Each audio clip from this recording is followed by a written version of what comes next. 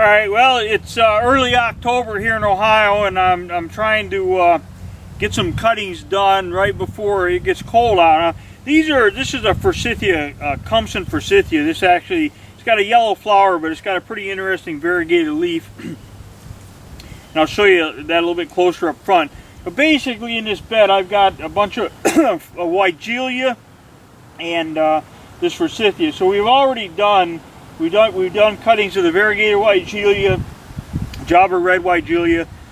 Now we're going to do these Cumson forsythia, and I want to show you how easy it is to reproduce a plant like this. And you know, you can do hundreds and hundreds of them at one time. So basically what I'm going to do is I want to cut these plants down really low, because I let them grow because I want to get cuttings.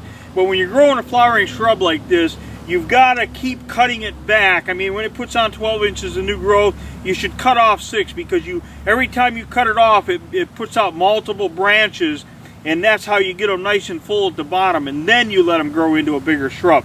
So basically, I'm going to cut these things back really hard. So what I'm going to do right now is I'm just going to go through here, and I'm going to collect a bunch of these canes, as we call them, and then we're going to make these up into cuttings just like that. And I'll go through this whole bed and I'll grab a bunch of these, and then we're going to take them inside and make them into cuttings, and I'll show you how we do that.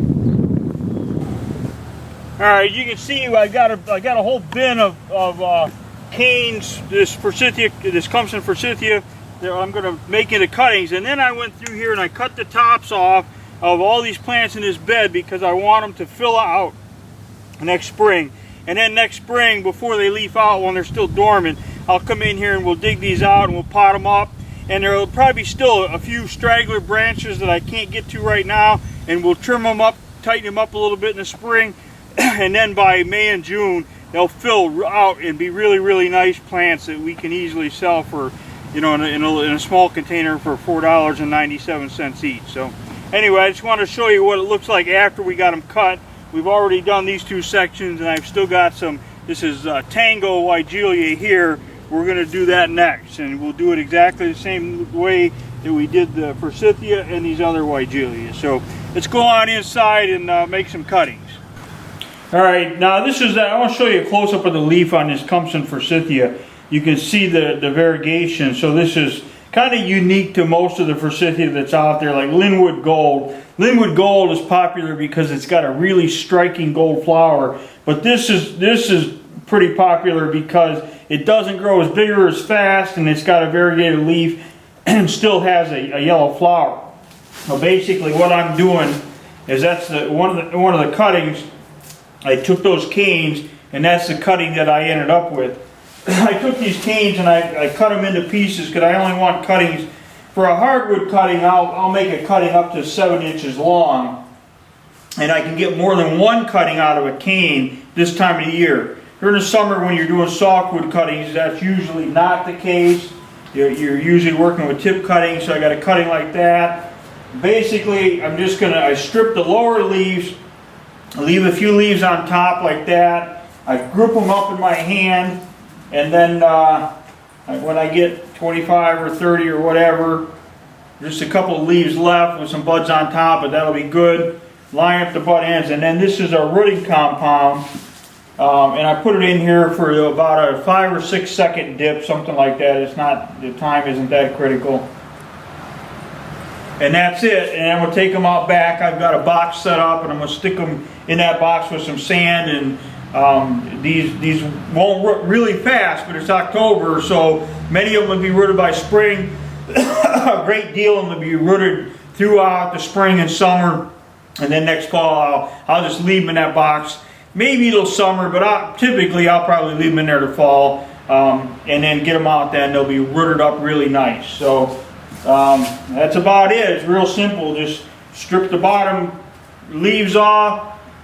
You know, ideally, if you want to cut right below a bud, that helps when you're doing hardwood cuttings. When I'm doing softwood cuttings, there's a bud right here, so I just cut right below that bud, and then that's going to root right around where that bud break is. But how critical is that? It's not that critical. When I'm doing softwood cuttings, I don't even pay any attention to that whatsoever. So, all right, we'll go out back and I'll show you where I'm sticking these and how I get them into the sand bed. Alright, so basically I built this propagation box to put these cuttings in. This thing is a little rugged, but so I've got this plastic cover on here. I use white plastic on there so it doesn't get real hot. That way it reflects the rays of the sun. I've got coarse sand in here. And then I just take a broad knife and make a slit like that, which I've already done along here. This is the variegated weigela that we did earlier. These are Java red weigela that we did earlier. We're not done with those forsythia yet, so I'm going to go ahead and stick them. Basically, all I'm doing is I'm just sticking them in the sand like that, and then I'm going to make sure that this sand stays. I'm going to wet it when I get done because I want it to be moist but not soggy. And then during the winter months, once I'm sure that this sand is good and moist, I'll pull that cover down just so that on the really dry, warm days I can keep the moisture in here, and then check on it periodically. And if I have to, I'll bring a watering can back here and wet it down if it gets dry. But you know, the bottom of this is open; it's against the soil on the ground. So once this sand is pretty moist, I'm pretty confident that it's going to stay that way. So basically, that's all there is to it. It's not that difficult. These cuttings will root, and we'll sell them for real money. So that's pretty much what we're doing. Pretty simple stuff. If you have questions, just post them at the bottom of the blog here, and I'll come back in and answer your questions and help you out when and where I can. Thanks a lot.